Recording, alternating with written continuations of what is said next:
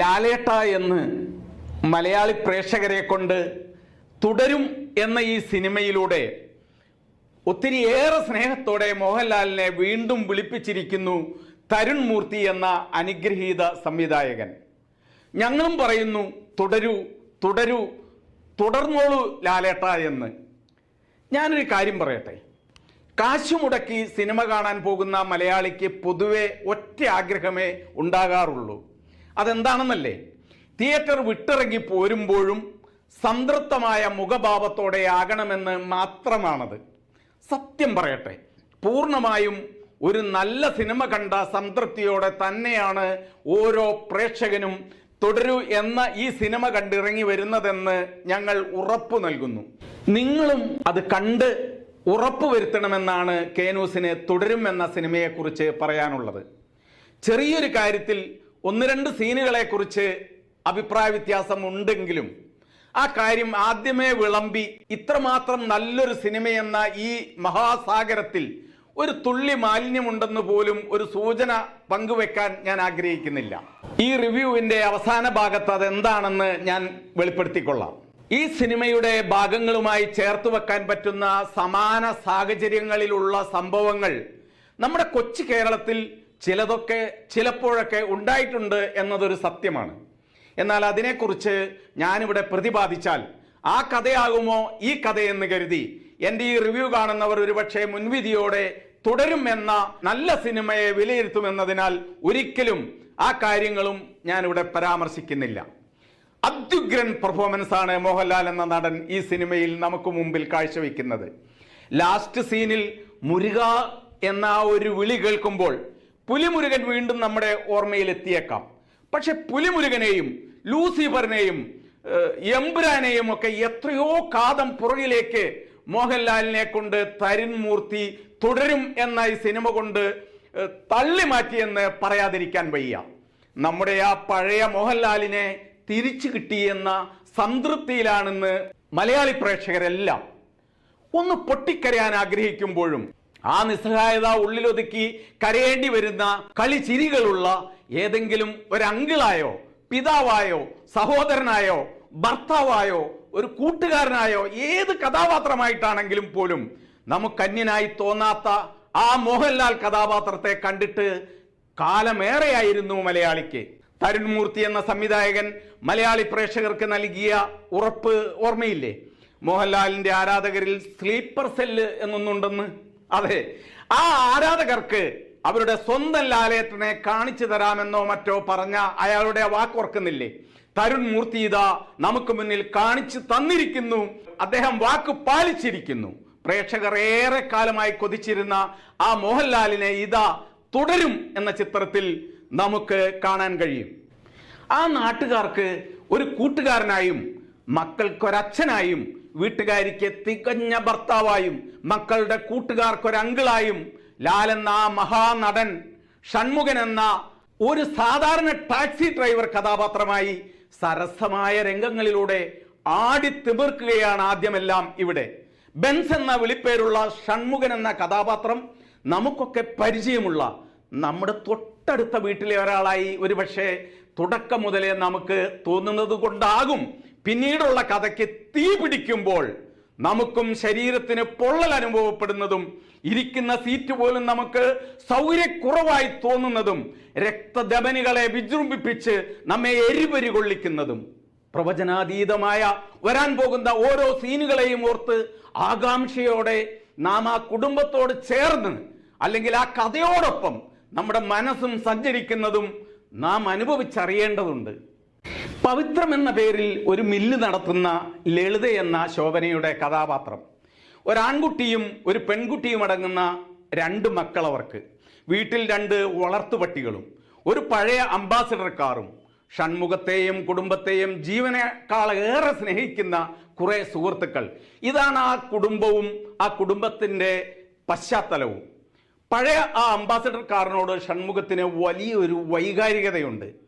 ഒരു ദിവസം മകന്റെ സുഹൃത്തുക്കൾ കൊണ്ടുപോയ ആ കാറ് ഒരു ചെറിയ അപകടത്തിൽപ്പെടുമ്പോൾ മണിയൻപിള്ള രാജുവിൻ്റെ കഥാപാത്രമായ ഷൺമുഖന്റെ അയൽവാസിയും കുടുംബ സുഹൃത്തുമായ കുട്ടിച്ചന്റെ വർക്ക്ഷോപ്പിൽ ഏൽപ്പിക്കുന്നിടത്ത് നിന്നാണ് തിയേറ്ററിന് തന്നെ തീ പിടിപ്പിക്കുന്ന, പ്രേക്ഷകന്റെ നെഞ്ചിലേക്ക് തീ കോരിയിടുന്ന ഒരു അഗ്നിപർവ്വതത്തിന് സമാനമായ ആ സംഭവബഹുലമായ വഴിത്തിരിവിലേക്ക് സിനിമയുടെ കഥ നമ്മെ കൂട്ടിക്കൊണ്ടുപോകുന്നത്.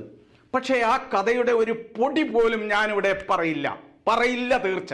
കാരണം ശ്വാസമടക്കി പിടിച്ചിരുന്ന് നിങ്ങൾ ഈ സിനിമ പൂർണ്ണമായും കാണാൻ മാത്രമുണ്ടത്.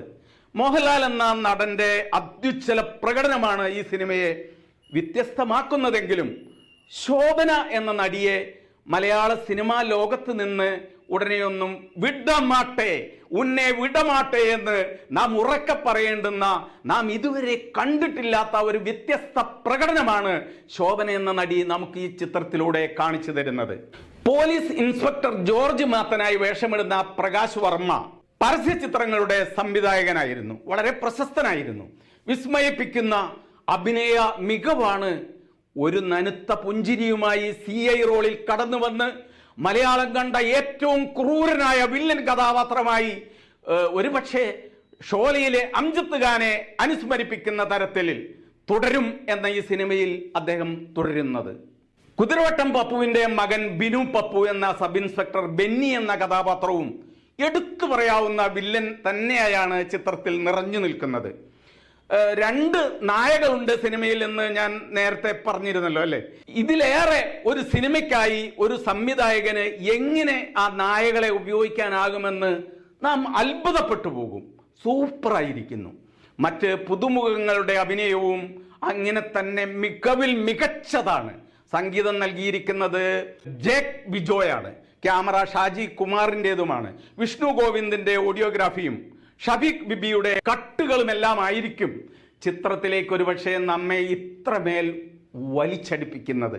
സംവിധായകൻ തരുൺ മൂർത്തി ഈ സിനിമയെക്കുറിച്ച് നേരത്തെ പറഞ്ഞത് KR സുനിൽ എന്ന ഫോട്ടോഗ്രാഫർ തൻ്റെ യാത്രക്കിടയിൽ കണ്ട കാഴ്ചയിൽ നിന്നാണ് ഈ ചിത്രം പിറന്നതെന്നായിരുന്നു. ഫഹദ് ഫാസിലിൻ്റെ സഹോദരൻ ഫർഹാൻ ഫാസിൽ, മണിയൻ പിള്ള രാജു, ചാന്ദിനി ബൈജു തുടങ്ങിയവർ പ്രധാന വേഷങ്ങളിലെത്തിയ ചിത്രം രജപുത്ര വിഷ്വൽസ് മീഡിയ ബാനറിൽ രഞ്ജിത്താണ് നിർമ്മിച്ചിരിക്കുന്നത്. സോഷ്യൽ മീഡിയ പലപ്പോഴായി ചർച്ച ചെയ്ത ചില ട്രെൻഡുകളും റഫറൻസായി തുടക്കഭാഗത്ത് ഉപയോഗിക്കുന്നതോടൊപ്പം തിയേറ്ററിൽ കൂട്ടച്ചിരി ഉയർത്തുന്ന ലാലേട്ടൻ്റെ ചില പഴയ സിനിമകളിലെ ഡയലോഗുകളും ചിത്രത്തിൽ ഉപയോഗിച്ചിട്ടുണ്ട്. നമുക്കൊക്കെ അറിയാവുന്നതും ഒരുപക്ഷെ ഇനിയും ഭാവിയിൽ നാം ചർച്ച ചെയ്യാനിരിക്കുന്നതുമായ വിഷയത്തിലേക്കാണ് സിനിമയുടെ ഏറ്റവും ശ്രദ്ധേയമായ തിരക്കഥ നമ്മെ കൂട്ടിക്കൊണ്ടുപോകുന്നത്. എന്നാൽ അവസാനം എഴുതി കാണിക്കുന്ന ആ പ്രസക്തമായ വിഷയവും ഞാനിവിടെ പറയുന്നില്ല. KR സുനിലിൻ്റെ കഥയ്ക്ക് കഥാകൃത്തും സംവിധായകനും ചേർന്നാണ് തിരക്കഥ ഒരുക്കിയിരിക്കുന്നത്. രഞ്ജിത്താണ് സിനിമയുടെ നിർമ്മാണം. ചെറിയൊരു കാര്യത്തിൽ മാത്രം അഭിപ്രായ വ്യത്യാസം പറയാനുണ്ടെന്ന് ഞാൻ ആദ്യം പറഞ്ഞത്, പോലീസുകാരുടെ സ്ത്രീ കഥാപാത്രങ്ങളോടുള്ള ക്രൂരമായ പെരുമാറ്റം 1-2 ഇടങ്ങളിൽ ഇത്രയും മൃഗീയമായി ചിത്രീകരിക്കേണ്ടിയിരുന്നോ എന്നതാണ്. ചില സിനിമകളിൽ അവർക്ക് കൂടി അറിയാമോ എന്ന് സംശയിക്കുന്ന കുറ്റകൃത്യത്തെക്കുറിച്ച് അവരെ കൊണ്ട് പറയിപ്പിക്കാമോ എന്ന ഉദ്ദേശത്തോടെ ചിലപ്പോൾ ഇത്രയും ക്രൂരമായ മർദ്ദനമുറ കാണിച്ച സിനിമകളും നമ്മൾ കണ്ടിട്ടുണ്ട്. എന്നാൽ ഈ സിനിമയിൽ തങ്ങൾക്ക് മാത്രം പങ്കാളിത്തമുള്ളതും മർദ്ദനമേൽക്കുന്ന സ്ത്രീ കഥാപാത്രങ്ങൾക്ക് യാതൊരു പങ്കാളിത്തവും ഇല്ല എന്ന് ബോധ്യമുള്ള ഒരു കാര്യത്തിൽ അവരെ ഇത്തരത്തിൽ ഒരു ഹൃദയഭേദകമായ സീനിലേക്ക് വലിച്ചിഴക്കേണ്ടിയിരുന്നോ എന്ന്, കുറ്റവാളി എവിടെയെന്ന് ചോദിച്ചാണ് മർദ്ദനമെന്ന് ന്യായം പറയുമെങ്കിലും അത് വേണ്ടിയിരുന്നോ എന്ന് നാം സംശയിച്ചു പോകുന്നതിൽ കുറ്റം പറയാനാകുമോ? കാരണം സ്ത്രീകൾക്കും കുട്ടികൾക്കുമെതിരെ ഇങ്ങനെയൊക്കെ സംഭവിക്കുന്നുണ്ടായേക്കാമെങ്കിലും അത് അത്രയ്ക്കങ്ങ് കാണിച്ചില്ലെങ്കിലും കഥയുടെ ഒഴുക്കിന് ഭംഗം വരാത്ത സ്ഥിതിക്ക് അതങ്ങോട്ട് ഒഴിവാക്കാമായിരുന്നില്ലേ എന്നൊരു സംശയം മാത്രം. അത് പോട്ടെ. പണ്ട് സദ്യ കഴിഞ്ഞപ്പോൾ എന്തിനെങ്കിലും ഒരു കുറ്റം പറയണ്ടേ എന്ന് കരുതി അവസാനം വിളമ്പിയ ഞാലിപ്പൂവൻ പഴം വലിപ്പം കൂടിയില്ലേ എന്നൊരു സംശയം ഇല്ലാതില്ല എന്ന് ഒരു തിരുമേനി ഏമ്പക്കവും വിട്ട് പറയുന്നതായി ഒരു ചൊല്ല് കേട്ടിട്ടില്ലേ? ഇതും ചുമ്മാ അങ്ങനെ അങ്ങ് കൂട്ടിക്കോളൂ മോഹൻലാൽ ഫാൻകാര്. ഏതായാലും 20 വർഷങ്ങൾക്ക് ശേഷം മോഹൻലാലും ശോഭനയും ജോഡികളായി അഭിനയിക്കുന്നു എന്ന സവിശേഷതയും ഈ ചിത്രത്തിനുണ്ട്. മഹാനടന്റെ 360ാമത്തെ ചിത്രമാണത്രേ തുടരും.